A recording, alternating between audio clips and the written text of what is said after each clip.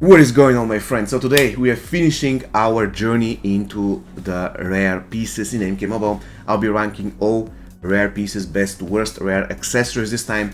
And I received some criticism from you guys, which was fair. You were saying that I was just reading out the description of the gear without showing it. Today I'm going to change that. I will be showing the description and the gear only if the gear ranks great and godly, which is pretty cool. Also, I won't be giving godly lightly. I'll be giving godly only to a gear which is perfect. So yeah, without any further ado, let's begin. And before we begin, it's important to know, guys, this is my personal opinion. This is not an objective truth. If you disagree with me, you have different playing style than me, you think that some other gears are better than what I believe, or you believe some gears are trash and I believe they're great, that's perfectly fine. Let me know down below in the comment section why. So without any further ado, let's start with the first gear, and the first gear is the Tempest Bangle. You know what? I believe this piece is great, that's why I'm going to show it to you. Look at this. 30% reduced power cost to no special attacks, exceptional. 50% reduced snare and slow duration applied to the user, great. And gain regeneration upon successful tag out for 7 seconds. Now, I don't like the fact that you get regeneration on tag out. I'll prefer to get the regeneration on tag in. Why is that? Because if I'm doing creep, for instance, I just keep my character not being the opener, they just tag game in, I immediately gain the regeneration. I don't want to get it on tag out, but I guess it's me. The reduced power cost on all special attacks is great, especially for special 1 spammer, and the snare and slow duration is a little bit situational, but still it's super cool. Basically, if you get snared, snare is going to expire very fast. So yeah, with all that said, I believe this piece is great, but if you put it in the godly tier, I won't really say anything against it. Alright, so the next piece is the Cold-Hearted Ninja's Cruelty. Look at this.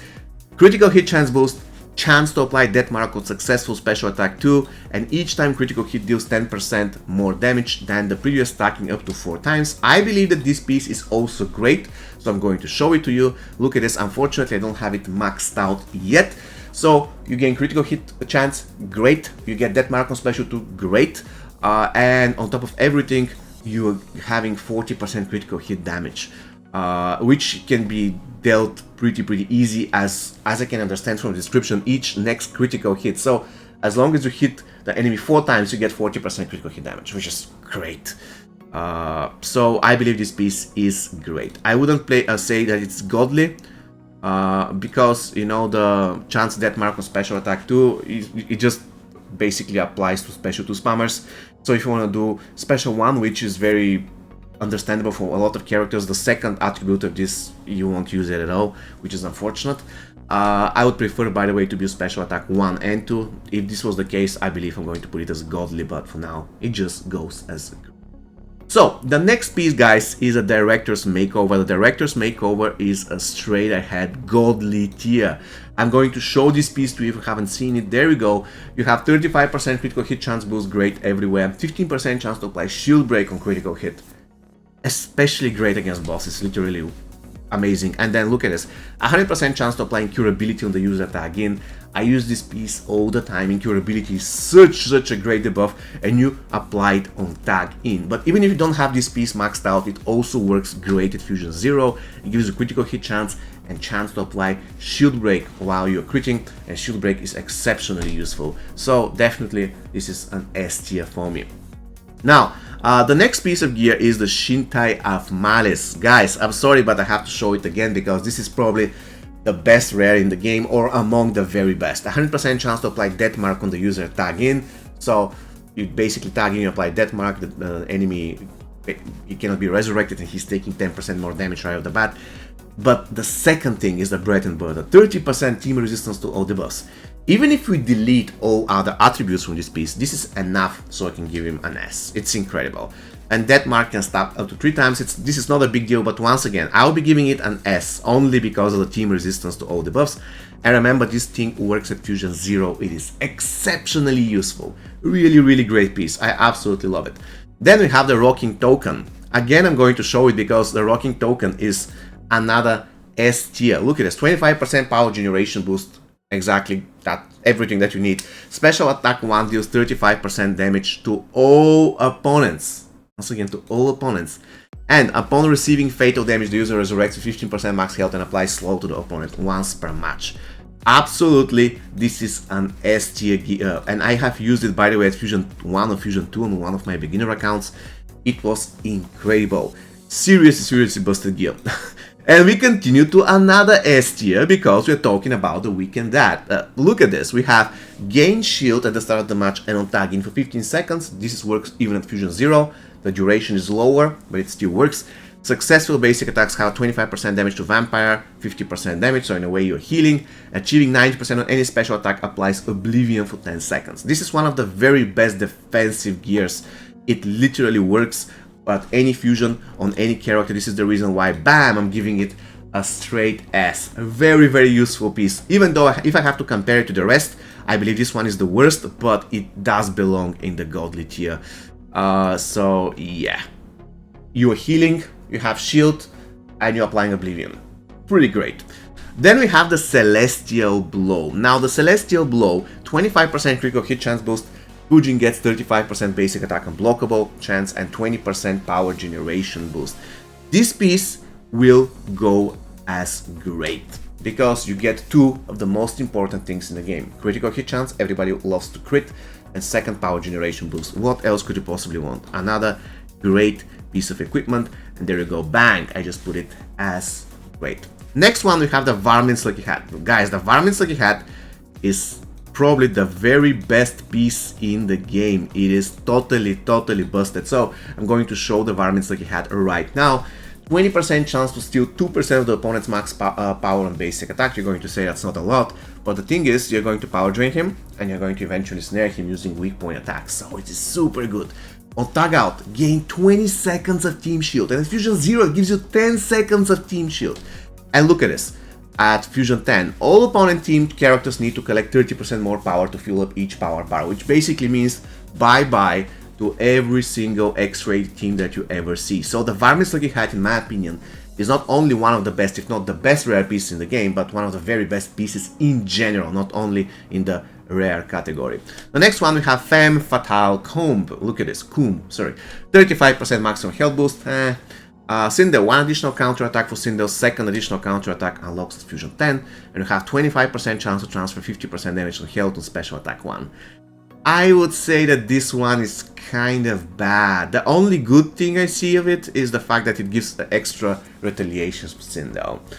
So I'll put it as bad, because even if you remove Sindel from the equation, you'll never use that piece. It's not really that great. I mean, the healing is just decent, but there's so many other ways to heal in that game, so you can completely disregard it. Next time, Wicked Sister Festive Mask. Look at this, 50% chance to apply bleed to opponent on any successful special attack. I believe this piece is great, so I'm going to show it. 40% chance to apply Incurability debuff to the opponent for 10 seconds on combo, and they're super useful, we already know why. And bleed stacks up to 3 times the user vampire's 33% damage from up to 3 last bleed dots. If you do team bleed, you are healing like crazy, guys. So this piece goes into the great tier. I wouldn't say that it's the best of the best, so I believe it goes to great tier. The next piece that I want to show, guys, and actually evaluate is a Tribal Headband. 35% basic attack unblockable chance, 30% chance to apply snare on block breaker from Nightwolf, and we have slow snare, shield breaking, cripple lasts 30% longer. I'm going to show this piece because, again, I believe it is a great piece of equipment. Unblockable chance, you all need it, and very interesting debuffs like shield breaking, cripple last 30% longer. So this piece goes into the great tier. Very good piece. Then we have the Wushu Master True Weapon. The Wushu Master True Weapon. Oh my god. So 60% basic attack and damage boost, which is lame. I don't like this one. I know that it increases the tagging attack damage. I did multiple videos on that, but in the general I can just disregard it. I don't really care about that one. 60% chance to transfer 50% damage or health to special 2, so the healing of special 2, good. And health is increased and restored by 10% after performing any successful special attack. I know probably you think I'm crazy, but I never liked that piece. I'm going to put it only as good one. It is super weird piece that you're just healing by it, but I believe once again there are better pieces that heal better than this one. So even at the things that it is supposed to be doing best, it fails in my opinion. So I'm going to put it right there. Alright, the next one is the Spectro Inferno Chain. 70% chance to drain 33% power on special 1. 25% chance to avoid damage from opponent's special attack and apply fire. And then we have the user reflects 30% of avoided damage to the opponent. And another thing that is good for Scorpion is that there's 50% chance to pull the enemy back if they try to tag out. So you're doing something like Johnny passive. I believe that this piece is great. I'm going to show it to you right now. 70% chance to drain 33% power, the chance to avoid fire damage. Then we have the Scorpion and Smoke, 50% chance to pull them back and stun them, and the Reflection. So yeah, this piece is great. I think it deserves to be into the great tier. The Divine Tornadic Pauldron, 35% critical hit chance boost, good. 15% chance to gain strength and after user deal critical hit or little damage. Strength and buffs can stack up to 3 times. I'm not a fan of that piece. Even though the strength increases your damage with about 20% per stack, usually. And if you're critting all the time, this will expand, you know what I mean? The damage is going to blow up. I am not a fan of the strength and buff in general. So I prefer other things such as shield break and stuff. So I'm going to put it as good. Like, I agree, it has some merit to use, but it's not my gear. Sorry. Then we have the Viper Hood, guys. The Viper Hood. It's a super, super good piece of equipment. Look at this. It gives 60% resistance to snare, which is situational but good. Let's be real. 35% chance to apply weaken on enemies affected by Dalton Special Attack 1, which is kind of lame. And it has the apply dispel regeneration for 7 seconds on Special Attack 2. So the Special Attack 2 is guaranteed, which is incredible. Which is absolutely busted. I believe that this piece deserves to be, in the great category. I don't believe it is a godly tier because I'm not a fan of the first 2 attributes. Like, no. So I will put it as great piece of equipment. And as I promised in the beginning, this is the equipment. 60% resistance to snare. This is how it looks like. Dispel and regeneration. So let's proceed. There is the Soul Snake Arms. Do you believe me, guys, that I almost never use that piece? First thing first, you gain 15% damage for the Fatal Blow. Then you get invulnerability after Fatal Blow, but just for 3 seconds, which is nothing. Then you have Heal when the enemies have weakened Bleed and Fire. I'm going to put it as good because, once again, I never tested it. I don't believe when was the last time when I tested that piece. Anyways, general knockout gloves, 25% power generation boost, 25% chance to remove opponent's active buff on combo ender, and 7% chance to stun an opponent for 3 seconds when dealing a critical hit on basic attacks. Not a fan of this piece, I'm sorry. I think again it's a good one, nothing special. I never used it ever since I got it. I just find it underwhelming. Next one, Thunderlord Sigil. Deal 15% of non-boss opponents' health as additional damage on stun, 20% extra damage boost, and for each debuff removed by Dispel, gain 1 strengthen buff stack. Not a fan again, strengthen. Alright guys, so as I was editing the video, I got to this point and I was like, alright, I am super wrong. The Sigil is actually great. It is great because of the fact that it deals insane damage against non-boss enemies by virtue of you stunning them. It is absolutely busted. So you can forget about the strength and forget about everything. The first attribute of this piece is super good, so it doesn't belong to good, it actually belongs to great. No, sorry. Then you have Green Essence, 20% power generation boost and 50% critical hit chance boost against enemies affected by bleed. This one is great, especially on MK11 Rain, because MK11 Rain first applies the bleed and then he deals the damage. So the moment he deals special 1, it's more or less guaranteed to crit. So not only on this guy, more or less everywhere else, I believe, seriously, this piece is very underrated. I think it's great, so I'm going to place it in the great tier. There we go. Then we have the Scoundrel Elbow Blades. 35% basic attack and blockable chance, plus 5% additional chance for enemies affected by cripple or weaken, so you can go all the way to 45, which is good for accessory. 80% basic attack damage boost against opponents with less than... No, I'm sorry. 20% chance to apply Curse on Block Breaker attack. Not my piece again. It's going to the good category. It's definitely not a bad piece, but not my piece. Alright, and the last one. Actually, is it the last one? How many left do we have? We have the Nomad's Deadly Vapors. Look at it. 70% chance to apply poison on the user's attack in. Cool. Each successful combo ender has a 60% chance to apply its damage to the whole enemy team.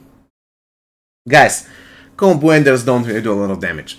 And there are pieces that apply 1/3 of the special 1 damage to the enemy team. So why do I care about combo enders? And on top of everything, it's not even guaranteed, it's just chance. This is sad. If user poison is resisted by the opponent, there is 40% chance that 40% damage of the base attack will be dealt to the opponent instead. And I'm being generous, to be honest with you. It's good and I'm being generous. G800 Endoskeleton Arm, 30% max health boost, Terminator 60% basic attack damage boost, 50% reduced power cost special attack too. This one goes to bad. They're just better pieces that gives you reduction of power cost special attack too. Bloodsucker. Basic attacks heal for 75% of the damage down to opponents affected by bleed, 25% power generation boost, and 25% damage boost against enemies affected by bleed. This one is barely good. I just like the power generation boost, to be honest with you. Vial of Infinite Blood, 35% basic attack and blockable chance. Scarlet is healed by bleed. And then 50% chance to apply bleed on combo ender. This one goes to great. One of the very best pieces in the game, despite the fact that it's terribly outdated. If you haven't seen it already, I bet you have. But this is how the piece looks. And we continue with the next piece, which is the Meat Cleaver. Guys, the Meat Cleaver is such a great piece. On target, Meat Cleaver is tossed at the opponent, dealing 50% of damage of base attack, 30% critical hit chance boost, and Meat Cleaver has a 100% chance to critically hit. This one goes to great. You can build so many troll teams and so many great teams for crypt and survival mode using that piece. It is unreal. Also, it stacks with tower damage. So if you have a lot of great tower equipment on tag, it's going to deal insane damage. I absolutely love it, not going to lie. I absolutely love it. This is how it looks if you haven't seen it, the Meat Cleaver. It's pretty awesome. Alright guys, so we don't have many things left. We just have the Subtle Tattoo. It increases the basic attack damage of Johnny, 50% reduction power cost on special 2, and 45% recovery boost. It goes as bad. Not a big fan of this one. Soul Medallion, 20% power generation boost. Irma heals after X-ray and 50% reduced power cost on special attack 2. This one goes as good. I still use it to this day. Then we have the Shinnok Amulet, 45% recovery boost, 20% power generation boost for Shinnok. But who plays Shinnok?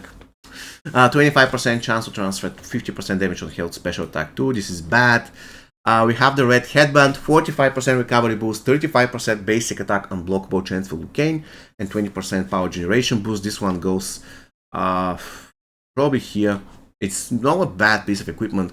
Killer Wasp, 45% recovery boost, 30% special attack, 1 and 2 unblockable chance for the Vora, 25% chance boost against enemies affected by bleed or poison. This one is terrible. Sorry, it's not really good at all. And we have the Dragon Fangs. It increases the damage of the Goro, it increases the damage of the Fatal Blow by 15%, and has chance to apply. Oh my god, it's so bad. And the Bound Demon, 20% power generation boost, 25% chance to transfer 50% damage on health on special attack 2. This goes as bad. We have basically, that's it. There isn't even one situational. I was pretty shocked, but yeah, if I have to go through the list once again, I'm convinced that those 5 pieces that are on top are really great, super useful pieces. I use them really more or less in almost every single setup. Then we have the great pieces. Farming Hood, Viper Hood is great. We have the Tempest Bango, pretty good. We have the good pieces, situationally useful in certain situations, certain setups. We have the bad pieces that you'll probably use only when you're a beginner, then you'll never use ever again. And you have the terrible pieces that probably you'll never use even when you're a beginner, because they are pretty bad. Alright guys, so this is going to be all for you today. I hope you found this video useful. If you did, consider subscribing to the channel. Give me a thumbs up. It doesn't cost you anything, but it helps me a lot. See you next time guys. Have an amazing rest of your day. Take care.